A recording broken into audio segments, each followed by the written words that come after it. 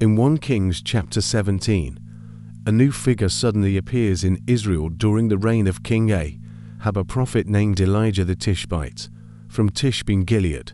At a time when the nation has turned to the worship of Baal, Elijah steps forward with a bold message from the Lord. Elijah declares to Ahab that there will be no dew or rain in Israel except at his word. This announcement directly challenges Baal, who was believed to be a god of rain and fertility. With this, a severe drought begins across the land.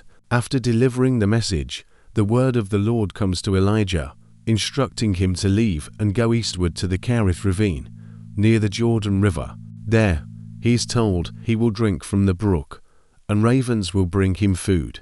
Elijah obeys and stays by the brook. Each morning and evening, the ravens bring him bread and meat, and he drinks from the flowing water. But after some time, the brook dries up, because there has been no rain in the land. Once again, the word of the Lord comes to Elijah, directing him to go to Zarephath, a town in Sidon, the homeland of Jezebel. There, God says, a widow will provide for him. When Elijah arrives at the gate of Zarephath, he sees a widow gathering sticks.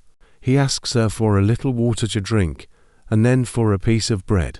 The woman responds honestly she has only a handful of flour in a jar and a little oil in a jug. She explains that she's preparing a final meal for herself and her son before they expect to die from hunger. Elijah tells her not to be afraid. He asks her to first make a small loaf for him and then prepare food for herself and her son. He gives her a promise from the Lord. The jar of flour will not be used up, and the jug of oil will not run dry until the day the Lord sends rain on the land. Trusting his word, the widow does as Elijah says, and just as promised, day after day, there is always enough flour and oil for them to eat. In the midst of drought and scarcity, God provides in a quiet but powerful way. Some time later, tragedy strikes. The widow's son becomes ill and stops breathing. Overwhelmed with grief, she questions Elijah, wondering if he has come to bring her sin to remembrance. Elijah takes the boy from her arms and carries him to the upper room where he is staying. He lays the child on his bed and cries out to the Lord. Stretching himself over the child 3 times, Elijah prays that the boy's life will return.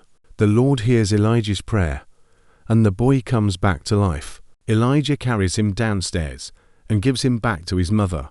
The woman is filled with awe and declares that Elijah is truly a man of God, and that the word of the Lord in his mouth is truth. This chapter marks a powerful turning point. In a time of drought and spiritual darkness, God reveals himself as the true provider and giver of life. Through Elijah, he shows that his power is greater than any false god. Next comes 1 Kings chapter 18, where Elijah confronts the prophets of Baal on Mount Carmel and calls the nation back to the Lord.